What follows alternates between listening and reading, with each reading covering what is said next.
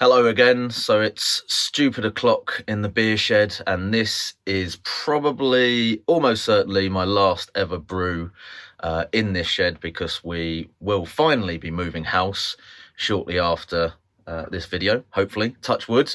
I know I've been saying that for a couple of months now, but yeah, it should definitely be happening following this. And today's brew is for the live brew day number 5 on BrewTube. Yep, sorry, it's a bit early. My brain's not really working that well. So this is the Brews Saison recipe out of this book, Camera's Essential Homebrewing.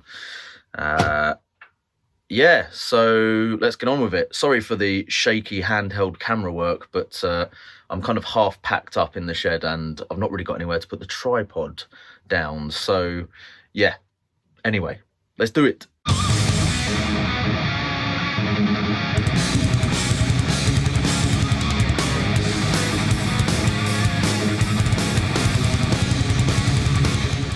There we go. I've managed to find some space on the desk for the tripod. Right, so it's a Saison recipe, not a style that I brew a huge amount of. I think I've maybe done 1 or 2 in the past. I don't think I've ever done a video on one either. So it'll be a little bit different to some of the beers that I normally brew, but that's good. So it was picked at random out of this book for the live brew day, as I said.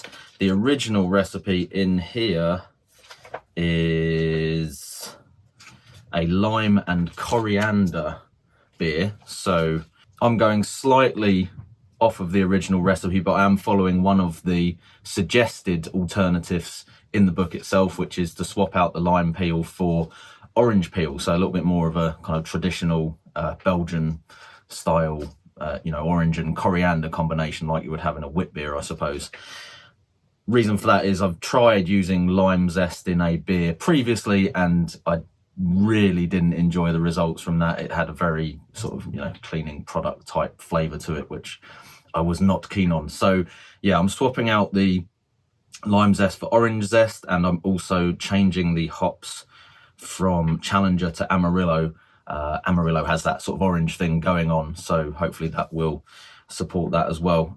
My recipe is going to end up slightly different numbers wise, I think, as well, partly because of the yeast that I'm using. So it suggests Bell Saison or the Y yeast French Saison yeast. I'm going to use the Mangrove Jack's Saison yeast, which can basically ferment a truck if you want to put that into the FV. So I know it's going to attenuate down lower than the suggested finishing gravity in the book.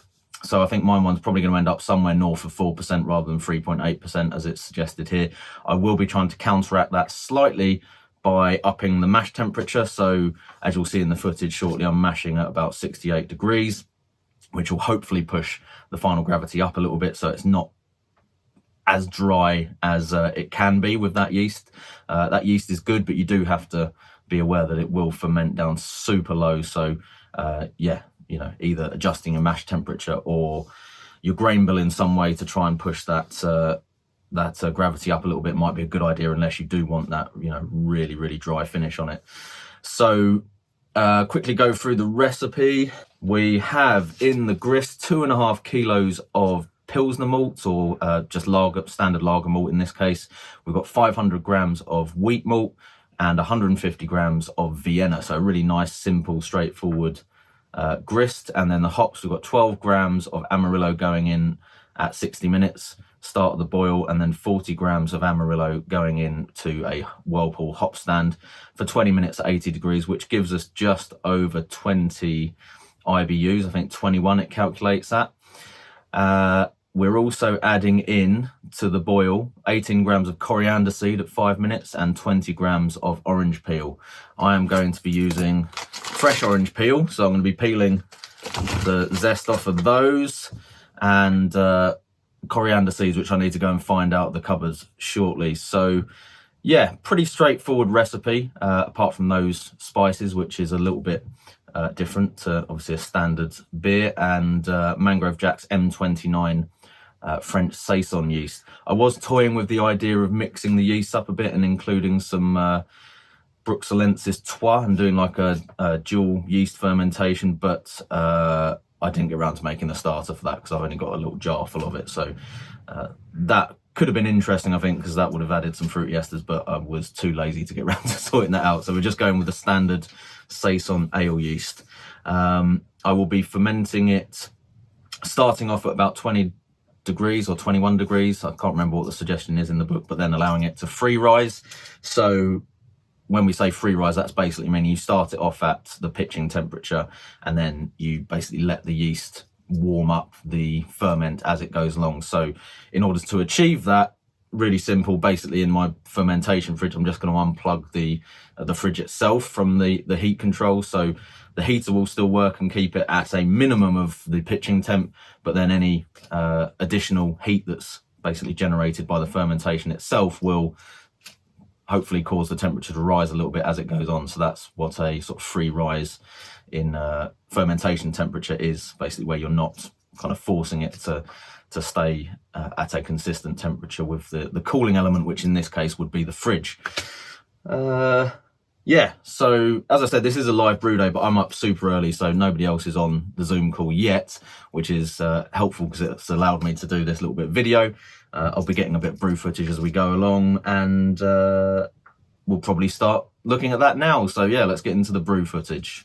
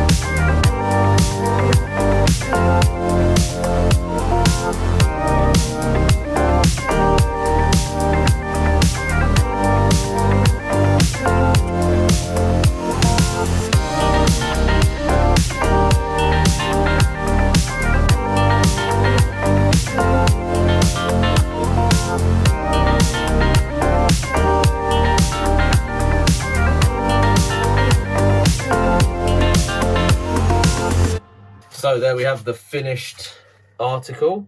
That is the orange and coriander Saison. this fermented down all the way to 1.003. So this yeast laughs in the face of high mash temperatures and ferments the shit out of everything, regardless of what you do with the mash from the looks of things. You could see in the video it was actually a touch over 68 in the end when I mashed in. It made no difference whatsoever to the yeast. It just ploughed through. Fermented out pretty quick, so it's done well within a week, I think. And yeah, it just kept going, fermented all the way down to 1.003. So the ABV on this is a bit higher than intended at 4.7. Not the end of the world, but as I said at the beginning of the video, yeah, just be aware this M29 yeast in particular really does ferment very, very low. And it seems like changing the mash temperature maybe didn't really help with that at all. So perhaps looking at the constituents of the grist rather than the mash temperature might be more important there if you're going to try and keep a little bit more body in the beer. Maybe using some more caramels and things like that, which will add some unfermentable sugars, or what should be unfermentable sugars, knowing this yeast, it would probably just eat through all of those as well anyway. So the beer itself in the glass, very light, straw kind of colour to it. It's got a very slight haze to it still. It's only about 10 days old, so this is a very much a session strength Saison, probably, you know, fine to drink fairly young anyway, and I would imagine is going to be better fresh rather than leaving it to age like you might do with some of the more strong variants of this style. But it's clearing down reasonably well anyway, and nice frothy cap on the top. The head is starting to drop away a little bit, but you can see quite high levels of carbonation. This glass isn't etched and you've still got kind of streaming bubbles on there. So let's have a little go on the aroma. It is quite aromatic. There's a little hint of banana on the aroma, which is not necessarily what I was expecting. And you're definitely getting probably the coriander more so than orange, although coriander does kind of smell quite orangey anyway, so it's still definitely got an orange-like aroma there. But yeah, I think I'm getting the coriander quite clearly. Not much in the way of malt. Can't really tell if I'm smelling the hops here or whether it's the spices or the orange peel. But just a sort of zesty, kind of light, floral orange aroma, which is really quite pleasant, to be honest. And yeah, there's that little, there's a bit of banana there as well for some reason.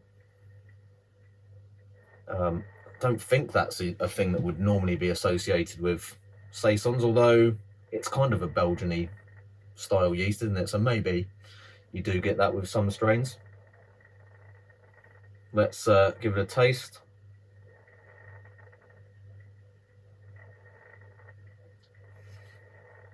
So the first thing you get is quite the sort of fairly spiky kind of carbonation, so it's still real kind of tingly mouthfeel from the high levels of carbonation.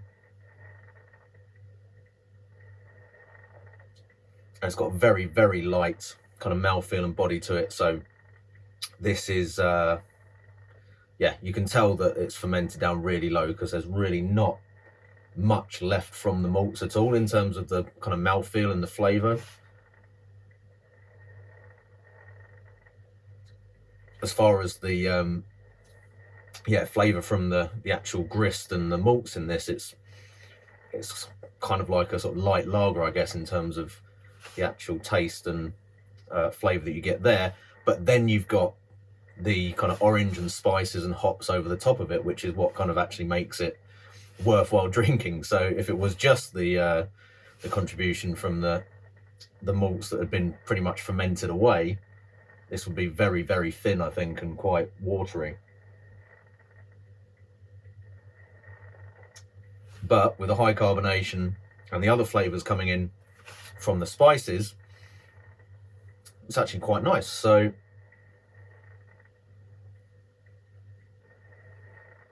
again, I feel like I'm getting more from the coriander as opposed to the orange peel, but there's definitely a kind of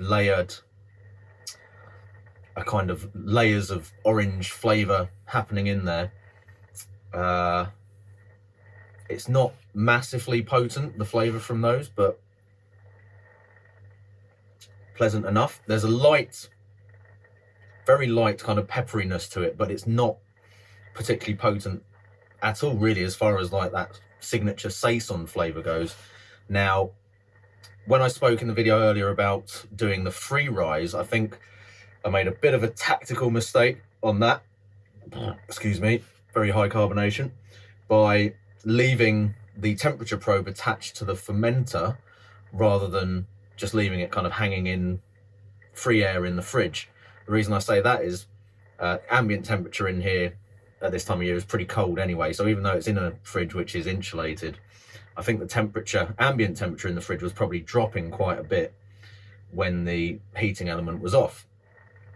So when it was supposed to be free rising, the yeast wasn't really able to push the temperature up very much at all, if anything, above the 21 degrees that it was set to. I think the reason for that was the ambient temperature in the fridge was dropping pretty quickly as soon as the heating went off, and then although the fridge wasn't actually operating, it was still, the ambient temperature was still working to kind of cool the temperature there and hold the fermentation fairly steady at around 21 degrees, so it didn't really get to rise a bit. And I think that extra heat in the fermentation probably would have helped to really drive the spicy notes or peppery notes from the yeast a little bit more, which is maybe not as strong in this as you might expect from a Saison. In fact, it's almost a little bit leaning towards being a very light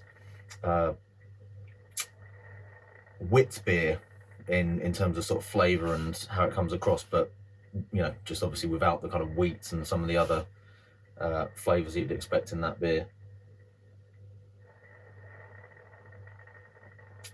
So yeah, if I did that again, I would probably just have the probe kind of hanging in the air in the fridge and work off ambient temperature, so it kept the fridge internally at 21 degrees, and then maybe the yeast warming up could have pushed the temperature up a little bit more than what it did in this case. I'm not massively upset about that because I don't really like the really strong peppery flavours and phenols that you get in some Saisons. This maybe could have done with a little bit more, just to actually make it taste a little bit more like a Saison. So yeah, I think I'd probably maybe do the fermentation slightly differently if I did this again. So it's maybe missed the mark a little bit there in terms of kind of the style it's supposed to be, but it's a really, really drinkable, very light, refreshing beer. Not really what I want in the middle of December, to be honest, but if this was being drunk in the summer as a barbecue beer or something like that, you could absolutely smash through this because it's so light and easy to drink, but it's got a nice effervescent, you know, orangey spice flavour to it. Very refreshing, very dry, so it keeps you drinking as well. Yeah, not bad. Few things to work on with this, but definitely something that I would probably come back to and try and brew again. And like I said, for summer barbecue season, I think this would be really good. Perhaps not this sort of strength and, you know, style, that great a beer for this kind of season, but I would, yeah, definitely fancy having this on a hot summer's day. So that's the Orange and Coriander Saison. Cheers. I'm the dude. So that's what you call me, you know? That or his dudeness or duder or, you know, El Duderino if you're not into the whole brevity thing.